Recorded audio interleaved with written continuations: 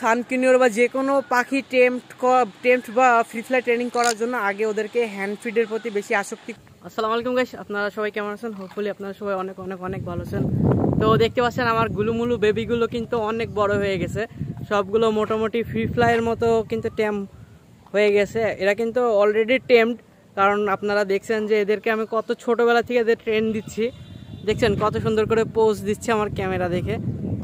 আর এই দুইটা দেখেন একদম পিছনে যে বসে আছে। তো এদের এখন সময় হচ্ছে ফুল ট্রেনিং দেওয়া, ফ্রি ফ্লাই ট্রেনিং দেওয়া, কারণ আমার অনেক দিনের শখ যে এদের ফুল ফ্রি ফ্লাই ট্রেনিং দেওয়া হবো।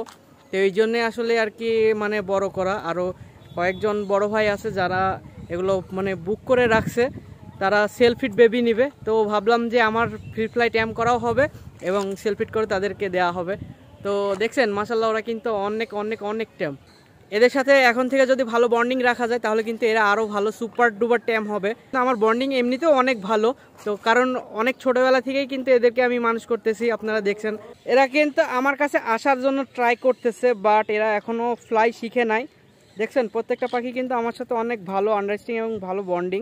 আমার ফুল টার্গেট এদেরকে আমি আকাশে ফ্রি ফ্লাই করাবো। তো দেখা যাক ততদিন থাকে নাকি বা আমি থাকি নাকি।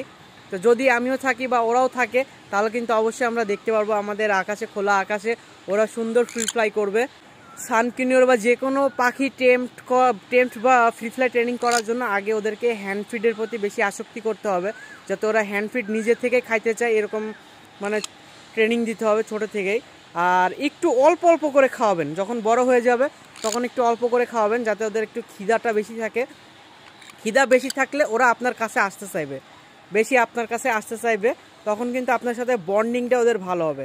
তো মনে করেন যে সাপোজ আপনার পাখি 10 ml খাচ্ছে, আপনি ওইখানে 6 ml 7 ml খাওয়ালেন, তাহলে 3 ml খাওয়ারের ঘাটতি থাকবে। ওই 3 ml খাওয়ারের ঘাটতির কারণে আপনার কাছে খাওয়ারের জন্য বারবার আসতে চাইবে। তো তখন আপনি যদি অল্প অল্প করে খাওয়ার দেন তাহলে কিন্তু ওদের সাথে আপনার বন্ডিংটা ভালো হবে। তো তারপরেই কিন্তু ওরা ভালো টেম্পট হবে। এইভাবেই কিন্তু আস্তে আস্তে ফুল টেম্পট হয়ে যাবে, ফুল ফ্রি ফ্লাইও শিখে যাবে। তো এভাবে কিন্তু টেম করার নিয়ম। তো আপনারা তো দেখছেন আমার বেবিগুলো কিন্তু সব মোটামুটি বিগ সাইজ হয়ে গেছে, একদম ফুল সুপার ডুপার টেম কিন্তু এরা এখন।